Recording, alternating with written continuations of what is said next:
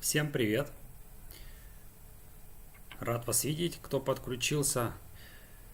Сегодня у нас прямой эфир на тему завтрака. В анонсе почитайте, пожалуйста, что будет, зачем это вообще нужно знать, какие будем вопросы разбирать. Ну и если вопросы появляются, пишите их в чат. Здесь есть чат в этой трансляции, он сохраняется. Если какие-то вопросы не разберем, я на них отвечу чуть позже, когда мы закончим разговаривать. Сегодня я по презентации вам дам информацию, потому что так более, на мой взгляд, усвоится и больше информации, скажем, это все затронет, да, все это дело более эффективно сработает, нежели я просто буду говорить и на пальцах вам объяснять. Так, вводные части, в принципе, я думаю, банальны. Эфир я провожу не так часто, но стараюсь проводить, и у вас есть возможность получить ответы. Если вдруг кто-то имеет какие-то вопросы, пожалуйста, вы задавайте их, не стесняйтесь. Также есть вкладка «Сообщество», там есть статьи, посты, можете там вопросы задавать, не обязательно под видео. Да? Я думаю, здесь все разбираются. Есть функция в канале, да, есть сообщество, там посмотрите, пожалуйста. Обращаю внимание на плейлисты, чтобы вы могли понимать, где какое видео найти. Все рассортировано, в принципе, понятными плейлистами. Но я думаю, разберетесь. Если плейлист продукция Гербалайф, то вы там и найдете эту продукцию, да, разные обзоры и так далее, и так далее. Если какие-то вещи касаемо физической активности, спорта, конечно, там другой плейлист. Но я думаю, здесь понятно. Давайте перейдем к основной теме. Завтрак. Что это такое? Почему у нас все проблемы именно из-за завтрака? И почему люди не понимают? И как это исправлять вообще? Зачем это исправлять? Опять же, будем говорить. Чтобы было понятно, я уже объяснял в каком-то видео, мы это клетки, да? Я думаю, всем известный факт, 100 триллионов клеток, и каждой клетке нужны питательные вещества. Более 100 питательных веществ должны поступать в течение дня. Вот все, что мы ели, пили вчера, да, дало нам энергию и среду для восстановления сегодня, да, и ночью. Если этого не поступает регулярно, образуется дефицит. Если постоянно дефицит образуется, мы себя хуже и хуже чувствуем, стареем быстрее, обменные процессы ухудшаются, все становится только хуже, никак не лучше. Я думаю, здесь тоже объяснять не нужно, все предельно логично. Далее. Люди либо завтракают, либо не завтракают, да. Если мы не завтракаем, да, мы можем водичку пить, можем чай пить, либо кофе. Если мы завтракаем, то, как правило, конкретно. И, как правило, это завтрак обилен большими порциями, да, и он содержит много простых углеводов, что тоже очень плохо. Давайте теперь непосредственно поговорим уже, почему плохо. Да, если мы пропускаем завтрак, смотрим на диаграммку, да, вот запоминайте эти диаграммки или скриншот делайте для того, чтобы потом воспроизвести и кому-то пересказать. Мы пропустили завтрак. У нас образовался низкий уровень сахара в крови. Да, мы проснулись, в принципе, это как-то незаметно будет, но потом мы его будем ощущать физиологически. Нам захочется восполнить вот этот вот недостаток энергии. Нам нужно будет преодолеть голод. И мы будем есть что-то легко усваиваемое. Как правило, это быстрые углеводы. Фрукты – это то же самое, в принципе. Нам нужно будет восполнить. Организм сам вас будет тянуть к этим продуктам. Нежелательно эти продукты есть, в принципе, да, для хорошего самочувствия. Почему? Простые углеводы приводят к немедленному повышению уровня сахара в крови и значительному выбросу инсулина. Прямо инсулин выстреливает для того, чтобы понизить до нормы общий уровень сахара. А избыток он отправляет в жировое депо. Все, процесс запуска жирообразования начался.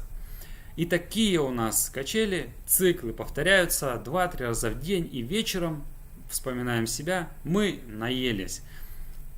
Многие люди наедаются вечером. Почему? Вот по этой самой причине. Потому что уровень сахара опускается и опускается ниже нормы. Потом мы опять едим простые углеводы, и он опять повышается. И потом опять падает ниже нормы. Вот такой замкнутый цикл. Если человек попил чай утром вместо нормального завтрака или кофе, что произошло? Он не получил первое всех питательных веществ, которые должен был получить. Он не контролирует аппетит, у него происходит то же самое. Далее, когда у нас человек вот так примерно поел кашу овсяную, там хлеб с маслом, печенье, кто-то с вареньем, с сгущенкой, там со сметаной, неважно с чем. В общем, вот это все простые либо быстрые углеводы. И, как правило, это все приводит к такому же самому процессу, как мы только что разобрали. Смотрите, зеленая вот эта вот горизонтальная линия – это нормальный уровень сахара в крови. В этом пределе должно колебаться и инсулин, да, и общий уровень сахара. И когда мы утром поели хлопья, вот эти мюсли, бутерброд с маслом, кашу, какие-то вот эти быстро заварные, быстро приготовляемые, все это простые углеводы. Все то же самое, выброс инсулина. От большого количества пищи, кстати, тоже вырабатывается большое количество инсулина. Это тоже нужно помнить. Даже ПП, но много, это тоже плохо. И инсулин помогает нам удалять это, как мы уже разобрали, излишки, да, понижая до нормы. И все это в жировое депо. Если мы не потратили, а периодичность, а регулярность, точнее, из года в год, изо дня в день, из года в год, нам дает постоянный процесс жирообразования, что мы, соответственно, не контролируем. Ну ладно, с жирообразованием мы уже не контролируем голод, то есть мы аппетит не контролируем как таковой в течение дня. Нас тянет к простым углеводам, и все. Вот либо это мучное будет, либо это какое-то сладкое, десерты, конфеты и так далее. Это замкнутый круг. Вот. Здесь не нужно себя оправдывать какими-то там привычками особенными. Это вот физиология. Здесь вот это так устроено, и ничего здесь никто не придумывал. Это работает в организме вот таким образом. Мы заложники, скажем, новой культуры питания, да, новых продуктов, которые в большинстве своем заполнены в магазине. Все, мы сидим плотно на простых углеводах. Вот, простые углеводы. Булки, печенье, конфеты, варенье, сгущенки там, да и так далее. В общем, сахар он добавлен везде, и об этом можно долго говорить. Я думаю, здесь понимаете. Каковы же критерии сбалансированного завтрака? На основе белка восполняет энергии, обеспечивает достаточным количеством растительного белка, водный баланс, микро- и макроэлементы, да, микроэлементы, витамины, минералы, макроэлементы, белки, жиры, углеводы, сложные, да, углеводы, не нужно путать, и низкий гликемический индекс. То, что мы только что разобрали с вами, вот это высокий гликемический индекс продуктов.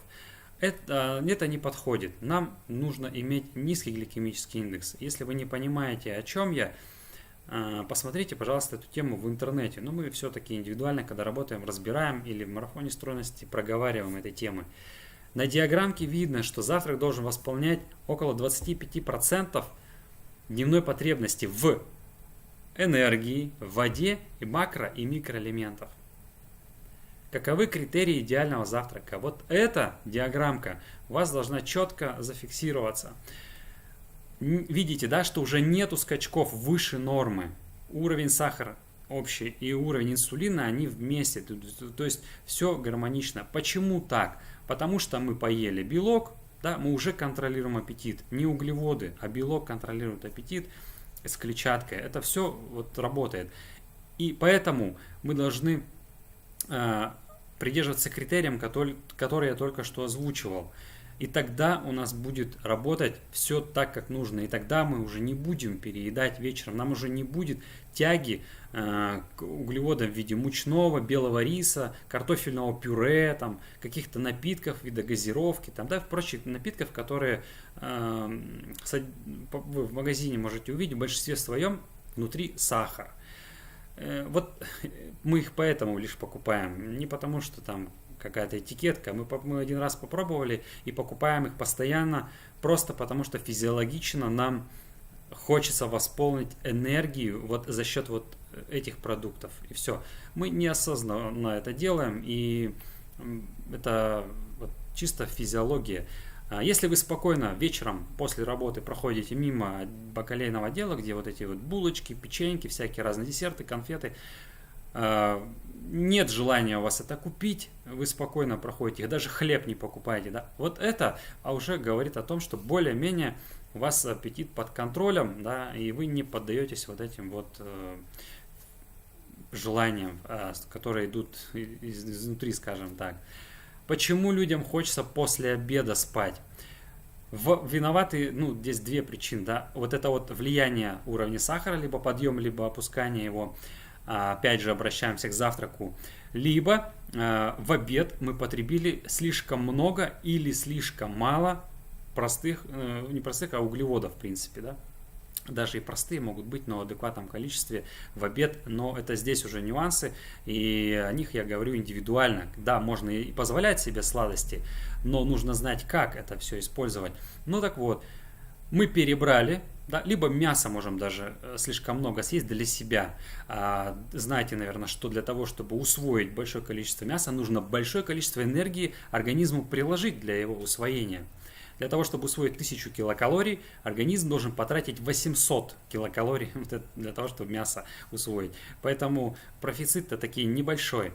И мы поели, либо углеводов много, либо мяса, мы себя чувствуем, скажем, не очень. Поэтому для того, чтобы нам восполнить энергию, нас тянет на кофе, каких-то чай покрепче, желание еще подкрепиться какими-то углеводами для того, чтобы восполнить общее количество энергии, поднять уровень энергии.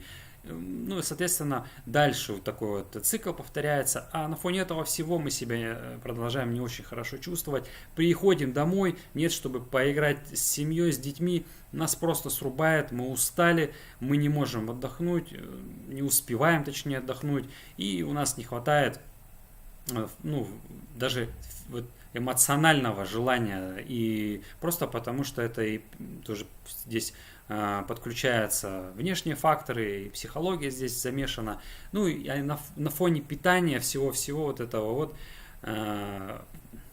все негативное у нас и как раз таки вечером проявляется, чего нам многим и не хочется. Хочется же прийти с работы и еще быть таким же бодрым, как и утром. Я думаю, согласны со мной. Хочется же. А где эту бодрость-то взять? Если не соблюдаете нормальные рекомендации, да, те, которые нутрициологами разработаны, которые знают, как работает в организме, тогда, соответственно, все идет наперекосяк. Проблемы вашего дня начинаются утром. Поэтому нужно грамотно составить сбалансированный завтрак. Как это сделать? Первое. Если мы будем самостоятельно изобретать свой завтрак, учитывая то, что нужно организму, вспоминаем 114 питательных веществ, да? Белки, витамины, белок, жиры, клетчатка, водный баланс, да? Кальций, важно, это микроэлементы, да, считается. Если мы будем это все сами как-то там мастерить, у нас чего-то будет много, чего-то будет мало, и что-то будет мешать усваиваться другому. Я думаю, здесь примерно понятно.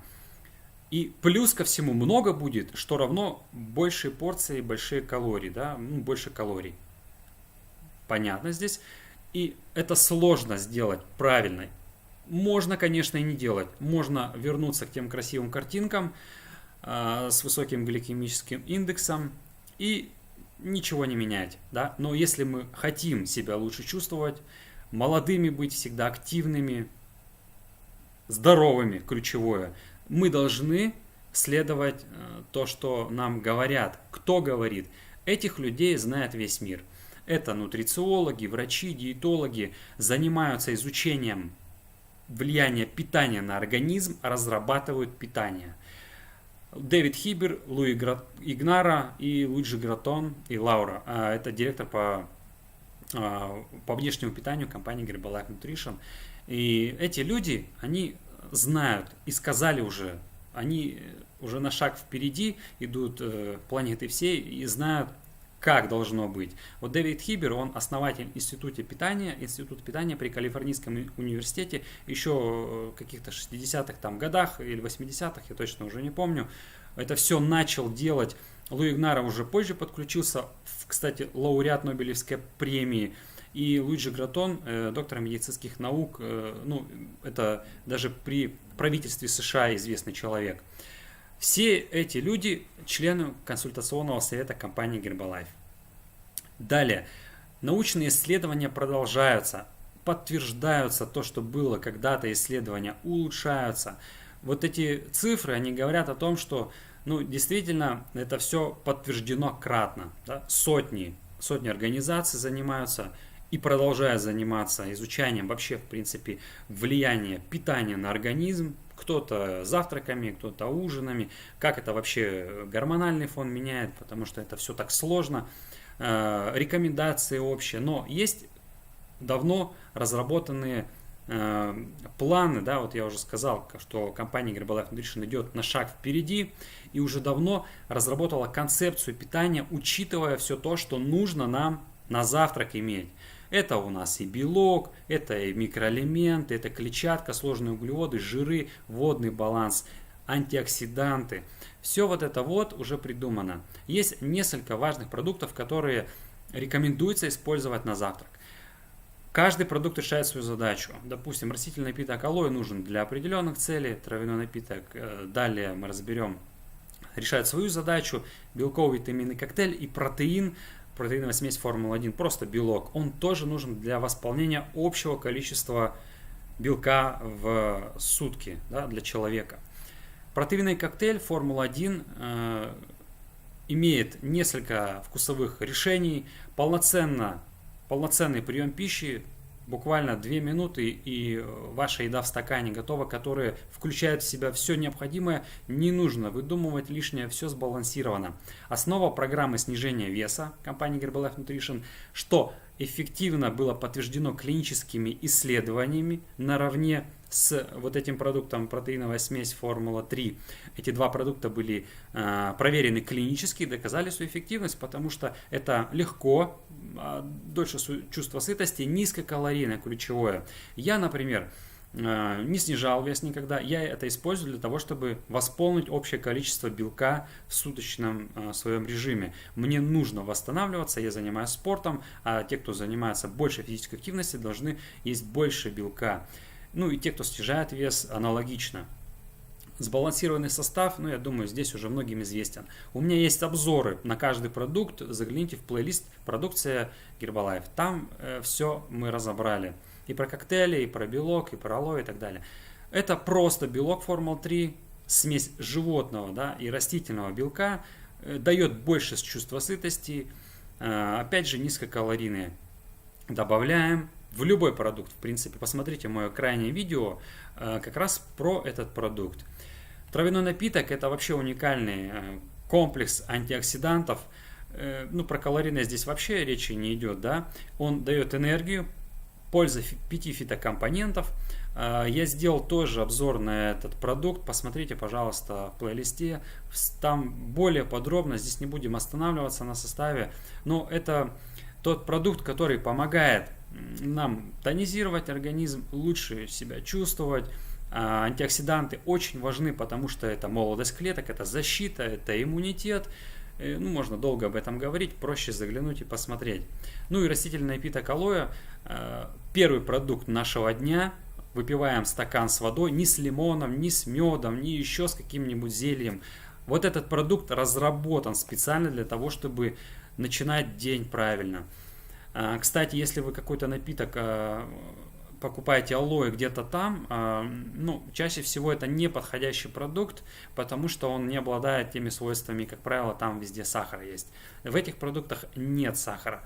Далее, он помогает, стимулирует процесс пищеварения, обладает больше, ну, белки, энзимы, там они помогают и в воде лучше усваиваться и воспалительные процессы снижать. Ну и многие-многие полезные свойства алоэ давно всем известны. Используйте этот продукт, это качественный, уникальный продукт.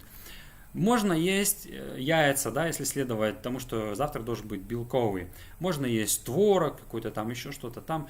Но я думаю, через неделю вам яйца, мягко говоря, они где-то станут не мягко говоря, да, уже такое слово часто используемое. Ну, вот здесь они будут вам, вот здесь, просто покажу, вот здесь яйца. Я сам лично пробовал в свое время завтракать вот этими омлетами, яичницами и так далее, и так далее. Все это однообразно, невкусно, как правило, и потом это лень готовить. У нас, используя эти продукты, вы можете в разных вариациях, и в жидком, и в твердом, да, в смузи, и в выпечке, и в каком хотите виде использовать, получать белок, витамины, микроэлементы. И это не сотни рецептов, а тысячи рецептов. Я вас подключу к телеграм-каналу, там просто кладезь полезных рецептов. Плюс у нас есть еще от компании «Кулинарная книга» продуманных, разработанных рецептов с КБЖУ, все там расписано, сколько порций содержится микроэлементов, макроэлементов, то есть продумано. Еще скоро будет второй том этой книги, поэтому это нам никогда не надоест. Но важно придерживаться концепции, да, то, что мы здесь разобрали, вот только это будет решать ту задачу, которую нам нужно решить. А какую нам нужно задачу решить? Чтобы не было вот этих проблем, да, которые начинаются у людей с утра, вот эти вот графики мы запомнили, вот эти вот колебания, вот эти вот мы не используем вещи, да, и мы получаем отличное самочувствие и комфорт, здоровье, долголетие, я думаю, уже всем известно, если будет организм получать все питательные вещества, какие и должны получать мы прямо с первого приема пищи. Есть у нас и обед, есть у нас и ужин, но об этом мы уже, конечно, индивидуально. Если нужно, чтобы с вами занимались, да, и давали результат, объясняли, как пользоваться продукцией, или вы присматриваетесь к продукции, да, обращайтесь к консультанту, если нужна моя помощь. Мои контакты всегда есть под каждым видео, или на мой сайт переходите, или непосредственно пишите в личку. Я вас проконсультирую, познакомимся, будем уже думать, как решать вашу задачу и можно ли ее вообще решить. Я думаю, нерешимых вопросов не бывает, нерешаемых, да, нерешимых. В общем, идею вы поняли. Решаемо все, если есть желание, да. В первую очередь исходим из желания что-то поменять. Если вас все устраивает, пожалуйста, я не против. Но задайте себе правдивый вопрос, все ли меня устраивает, да, и честно на него нужно ответить. Если не все так гладко, конечно, стоит попробовать и что-то сделать для того, чтобы стало лучше. Я здесь, думаю, закончим. Если вопросы появились, пишите их в комментариях, я обязательно на них отвечу. И по возможности отвечу, да, если они будут адекватными. В первую очередь я на это смотрю. Если на какие-то вопросы отвечал, я вам пришлю ссылку, более подробно ознакомитесь. На этом мы закончим. Подключайтесь в сообщество, ставьте лайки моим видео, и пишите комментарии, конечно, будет приятно почитать вообще, что вы понимаете из этих материалов, либо вы пользуетесь продукцией уже, сколько пользуетесь, какие результаты у вас есть. Людям же интересно, не только интересно меня слушать, и интересно еще и почитать, какие люди пользуются и какие результаты получают. Здесь дисклеймер я, конечно, скажу, да, все результаты индивидуальные и могут отличаться, все зависит от приложенных усилий, и программа компании Herbalife Nutrition включает, помимо сбалансированного питания, какую-то физическую активность, да, водный баланс и так далее. То есть используйте прежде всего для себя, для своего самочувствия, выбирайте лучшую еду, а лучшая какая, да, та, которая делает наше самочувствие лучше, нас делает моложе, энергичнее, продуктивнее, эффективнее. Вот сейчас закончим.